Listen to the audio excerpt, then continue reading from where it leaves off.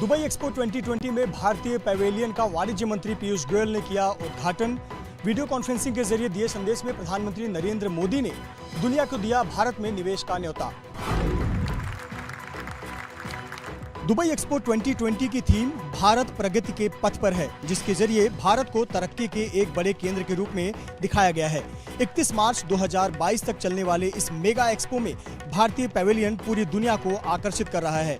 इसका उद्घाटन आज वाणिज्य मंत्री पीयूष गोयल ने किया, जबकि प्रधानमंत्री नरेंद्र मोदी ने वीडियो कॉन्फ्रेंसिंग के जरिए अपना संदेश दिया।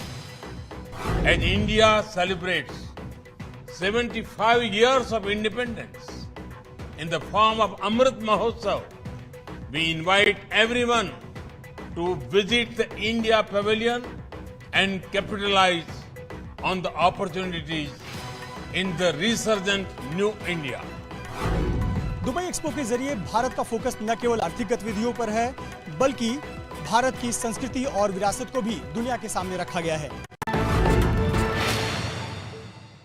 दुबई एक्सपो 2020 के इंडिया पैवेलियन के पहली मंजिल पर हमें और पहली मंजिल के एक हिस्से में भारत की कला संस्कृति, भारत के सबसे प्राचीन शहर, दुनिया के सबसे प्राचीन शहर वाराणसी को दिखाया गया है। ये अपने आप में खास है। प्रधानमंत्री नरेंद्र मोदी का लोकसभा क्षेत्र है और देखिए किस प्रकार से 80 घाट को यहाँ पर दर्शाया गया है।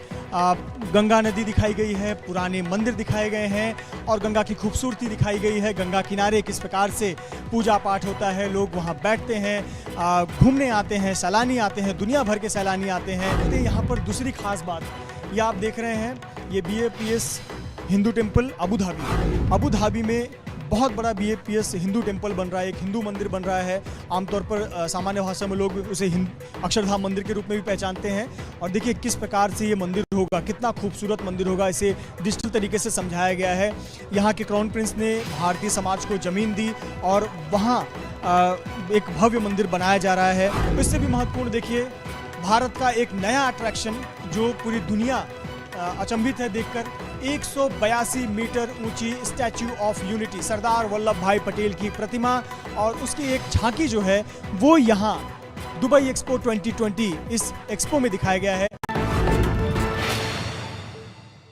और अब हम पवेलियन के अंदर आ गए हैं। इसे देखकर बहुत ही गर्व का जो है एहसास हो रहा है। 4 भागों में हिंदुस्तान के इस पवेलियन को बांटा गया है।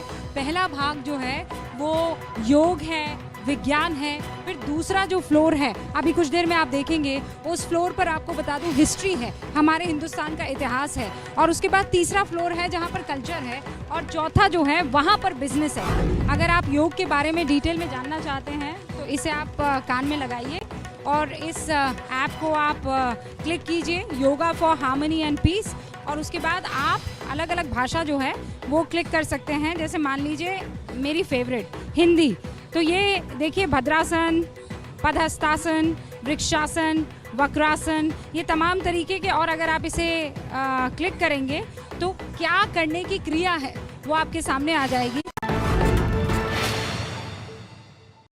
भारतीय कोरोना वैक्सीन सर्टिफिकेट को मान्यता न देने वाली ब्रिटिश सरकार को भारत का करारा जवाब। अब ब्रिटेन से आने वाले लोगों के लिए भारत में 10 दिनों तक क्वारंटीन रहना जरूरी किया गया। ब्रिटेन ने पहले कोविशील्ड वैक्सीन को मंजूरी देने में आनाकानी की और फिर भारत के वैक्सीन सर्टिफिकेट पर ही सवाल उठा दिए। लेकिन ब्रिटेन को लेकर भारत ने अब जैसे को तैसा वाला रवैया अपनाया है। सरकार ने नए नियम बनाए हैं जिसके तहत वैक्सीन लगवा चुके ब्रिटिश नागरिकों को भी भारत में एंट्री से 72 घंटे पहले किया गया RT-PCR टेस्ट दिखाना होगा। भारत पहुंचने के 8 दिन बाद RT-PCR टेस्ट फिर करवाना होगा। भारत आने के बाद 10 दिनों तक घर या दूसरे अलग स्थान पर क्वारंटीन में रहना होगा। ब्रिटिश नागरिकों के लिए भारत में ये नए नियम 4 अक्टूबर से लागू होंगे। कोविशील्ड का टीका लगवाने वालों के लिए ऑस्ट्रेलिया ने भी अब खोल दिए हैं दरवाजे।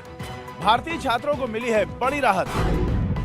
ऑस्ट्रेलिया की सरकार ने अपने देश में आने वाले बाहर के यात्रियों के लिए सीरम इंस्टीट्यूट ऑफ इंडिया के कोविशील्ड टीके को मंजूरी दे दी है। इस कदम से उन हजारों भारतीय छात्रों को राहत मिलेगी जिन्होंने कोविशील्ड टीका लगवाया है और अब पढ़ाई पूरी करने के लिए ऑस्ट्रेलिया वापस जाना चाहते हैं। हालांकि अभी ये साफ नहीं हुआ है कि कोविशील्ड को मंजूरी मिलने से ऑस्ट्रेलिया वापस लौटने का इंतजार कर रहे भारतीय छात्रों को तुरंत यात्रा की सुविधा मिलेगी या नहीं।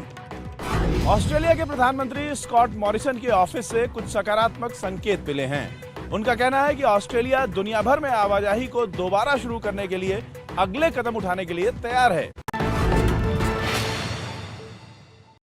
रिकॉर्ड ऊंचाई पर पहुंच गए हैं पेट्रोल और डीजल के दाम। महीने के पहले ही दिन पेट्रोल और डीजल के दामों में फिर से बढ़ोतरी। अक्टूबर महीने के पहले ही दिन महंगाई का डबल झटका लगा है। पेट्रोल और डीजल फिर महंगा हो गया है। पेट्रोल के दाम में 25 पैसे प्रति लीटर और डीजल के दाम में 30 पैसे प्रति लीटर का इजाफा कर दिया गया है। अब दिल्ली में 1 लीटर पेट्रोल 101 रुपए 89 पैसे और डीजल 90 रुपए 17 पैसे, तो वहीं मुंबई में 1 लीटर पेट्रोल की कीमत 107 रुपए 95 पैसे तो डीजल 97 रुपए 84 पैसे है। चेन्नई में पेट्रोल 99 रुपए 58 पैसे और डीजल 94 रुपए 74 पैसे हो गया है। कोलकाता में पेट्रोल 102 रुपए 47 पैसे और 1 लीटर डीजल 93 रुपए 27 पैसे मिल रहा है। कांग्रेस नेता राहुल गांधी ने पेट्रोल के दाम बढ़ने पर सरकार पर निशाना साधते हुए लिखा कि रिकॉर्ड तोड़ बढ़ते पेट्रोल के दामों के लिए केंद्र सरकार जिम्मेदार है। उत्तराखंड में चुनाव से पहले याद आ गए अंग्रेजों से विद्रोह करने वाले फौजी वीर चंद्र सिंह गढ़वाली। रक्षा मंत्री राजनाथ सिंह ने चंद्र सिंह गढ़वाली की प्रतिमा का किया अनावरण। वीर चंद्र सिंह गढ़वाली की पुण्यतिथि पर रक्षा मंत्री राजनाथ सिंह ने उनके गृह जिले उत्तराखंड के पौड़ी गढ़वाल में जाकर मूर्ति का अनावरण किया। 1930 में ब्रिटिश भारत में फौजी चंद्र सिंह गढ़वाली की हिम्मत की दास्तान इतिहास में दर्ज है। उन्होंने पेशावर में निहत्थे प्रदर्शनकारियों पर गोली चलाने का अंग्रेज अफसर का आदेश मानने से इनकार कर दिया था। राजनाथ सिंह ने उनकी प्रतिमा के अनावरण के दौरान चंद्र सिंह गढ़वाली की बहादुरी का बखान किया। अंग्रेजों से विद्रोह करने के चलते चंद्र सिंह गढ़वाली पर मुकदमा चलाया गया था और उनको उनके साथियों के साथ जेल में डाल दिया गया था। नवजोत सिद्धू के सवाल पर कन्नी काट गए पंजाब के मुख्यमंत्री चन्नी। दिल्ली आकर उन्होंने पीएम मोदी से की मुलाकात। पंजाब का मुख्यमंत्री बनने के बाद चरणजीत सिंह चन्नी की प्रधानमंत्री मोदी से ये पहली मुलाकात थी। चन्नी ने पीएम को एक स्मृति चिन्ह भेंट किया। सीएम चन्नी ने इसे शिष्टाचार मुलाकात बताया, लेकिन ये भी कहा कि उनकी पीएम से किसान आंदोलन पर बात हुई। मैंने उनको कहा है कि जो ये 3 बिल का झगड़ा है इसको खत्म करो। उन्होंने मेरी बात बड़े ध्यान से सुनी है और मुझे कहा है कि वो भी इसका कोई हल ढूंढना चाहते हैं और इस दिशा में चल रहे हैं। लेकिन जब सीएम चन्नी से सिद्धू से जुड़ा सवाल पूछा गया तो वो कन्नी काटकर निकल गए। लंबी रही 40 मिनट के आसपास। नवजोत सिंह सिद्धू का मसला अभी चल रहा है, वो मसला सुलझ गया? यार मुझे एक बात बताओ, कौन सी इंटेलिजेंस है कि आपको मेरे से पहले पता चल गया कि 40 मिनट बात हुई है? क्या पत्रकारिता ऐसी ही होनी चाहिए। वैसे we are proud of you. CM Channi ने पीएम मोदी से करतारपुर कॉरिडोर तुरंत खोले जाने की मांग। दिल्ली विश्वविद्यालय ने जारी की साइंस, कॉमर्स और आर्ट्स की पहली कट ऑफ लिस्ट। कई कॉलेजों में 100% तक चली गई पहली कट ऑफ। लंबे इंतजार के बाद डीयू ने दाखिले के लिए पहली कट ऑफ लिस्ट आज जारी कर दी है। दाखिले की प्रक्रिया 4 अक्टूबर से शुरू हो जाएगी, लेकिन पहली कट ऑफ लिस्ट ही बेहद चौंकाने वाली है। कॉमर्स के लिए सबसे चर्चित कॉलेज एसआरसीसी यानी Shri Ram college of commerce में पहली कट ऑफ लिस्ट 100% तक पहुंची है। वहीं बीए ऑनर्स इकोनॉमिक्स के लिए भी एसआरसीसी की कट ऑफ 100% जारी की गई है। लड़कियों के लिए सबसे पसंदीदा कॉलेजों में से एक एलएसआर यानी लेडी श्रीराम कॉलेज में बीए ऑनर्स इकोनॉमिक्स की पहली कट ऑफ लिस्ट 99.50% पहुंची है। इंग्लिश ऑनर्स की 99%, हिस्ट्री ऑनर्स की 99.25%, पॉलिटिकल साइंस ऑनर्स की 99.75%, साइकोलॉजी ऑनर्स की 99.75% और बीकॉम ऑनर्स की भी 99.75% कट ऑफ रही है। डीयू के दूसरे कॉलेजों में भी पहली कट ऑफ 100 और 99% के इर्द गिर्द ही रही है। इस बार डीयू में दाखिले के लिए 5 कट ऑफ लिस्ट जारी की जाएंगी।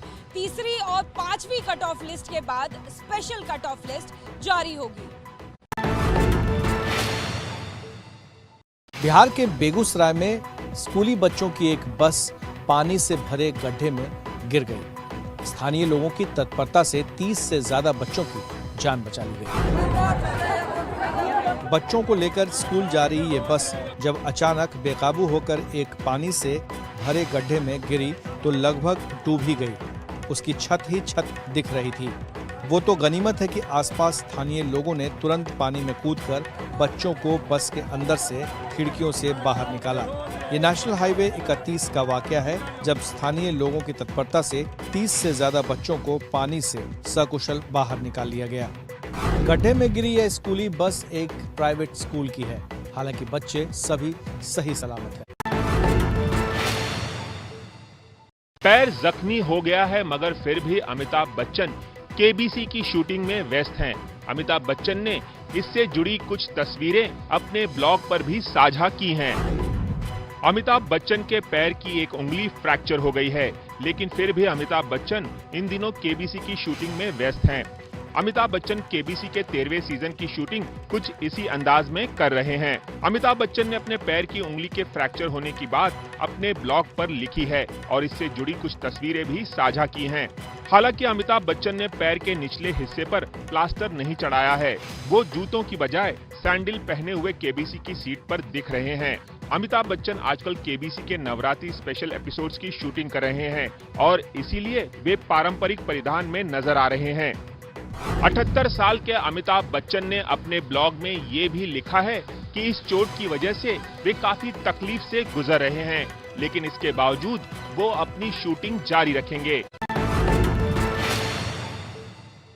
दुनिया के सबसे ऊंचे पेड़ को आग से बचाने की अनूठी जद्दोजहद। उस पेड़ के निचले हिस्से को ढक लिया गया है। ये अमेरिका के कैलिफोर्निया के सिकोया नेशनल पार्क में खड़े दुनिया के इस सबसे ऊंचे पेड़ को बचाने की जद्दोजहद है। जनरल शर्मन नाम के इस पेड़ के निचले हिस्से को आग से बचाने के लिए उसे इस तरह ढका गया है कि आग ना पकड़े। कैलिफोर्निया के जंगल कई दिनों से आग से धधक रहे हैं। उस आग से फायर फाइटर्स जूझ रहे हैं। जंगल की आग अब इस पेड़ के बहुत नजदीक तक पहुंच गई है। अमेरिका के जिस नेशनल पार्क ने ये नायाब आइडिया निकाला है वो सैलानियों की मन पसंदीदा जगह है, लेकिन ऐसे अनमोल पेड़ों को बचाने के लिए नया रास्ता निकाला गया है। सुप्रीम कोर्ट में किसानों ने दिल्ली के जंतर मंतर में प्रदर्शन की अनुमति मांगी तो कोर्ट ने कहा हाईवे आपने रोक रखे हैं, अब शहर के अंदर प्रदर्शन क्यों? सुप्रीम कोर्ट ने किसानों की शहर के अंदर प्रदर्शन करने की मांग पर कड़ी टिप्पणी और तीखे सवाल किए। कोर्ट ने कहा आपने पूरे दिल्ली शहर का दम घोंट दिया है और हाईवे को जाम कर दिया है। अब आप शहर के अंदर प्रदर्शन करना चाहते हैं। क्या आपको लगता है कि प्रदर्शन के पास रहने वाले लोग इससे खुश हैं? ये गतिविधियां रुकनी चाहिए। आपकी कोर्ट में याचिका का मतलब है कि आपकी संस्था को कोर्ट पर भरोसा है, फिर विरोध प्रदर्शन की क्या जरूरत है? बहस के दौरान किसानों के पक्ष ने दलील दी कि हाईवे उन्होंने नहीं रोका है। सुप्रीम कोर्ट ने इस बयान को लिखित में देने की मांग की। इससे पहले सुप्रीम कोर्ट ने एक और मामले की सुनवाई करते हुए कहा था कि किसी आंदोलन के नाम पर रास्ते को हमेशा के लिए रोक देना सही नहीं है। हरियाणा के झज्जर में डिप्टी सीएम दुष्यंत चौटाला के खिलाफ किसानों ने खोला मोर्चा। डिप्टी सीएम को दिखाए काले झंडे। पुलिस ने किसानों पर की पानी की बौछार। एक तरफ किसानों के हाथों में काले झंडे हैं, बैरिकेडिंग के दूसरी तरफ पुलिस और सुरक्षा बल है। खींचतान हो रही है और फिर पुलिस ने किसानों पर ऐसे पानी की बौछार छोड़ी। ये हंगामा हुआ हरियाणा के झज्जर में। हरियाणा के डिप्टी सीएम दुष्यंत चौटाला एक कार्यक्रम में पहुंचे थे, लेकिन किसानों का मोर्चा यहां आ गया। इन किसानों का कहना था कि खराब मौसम की मार में उनकी फसल बर्बाद हुई है और डिप्टी सीएम किसानों से मिलने के बजाय कार्यक्रम में घूम रहे हैं। झज्जर में तो किसानों ने खराब फसल को लेकर हंगामा किया, लेकिन कृषि कानूनों को लेकर भी बीजेपी व उसके सहयोगी दल किसानों के निशाने पर हैं।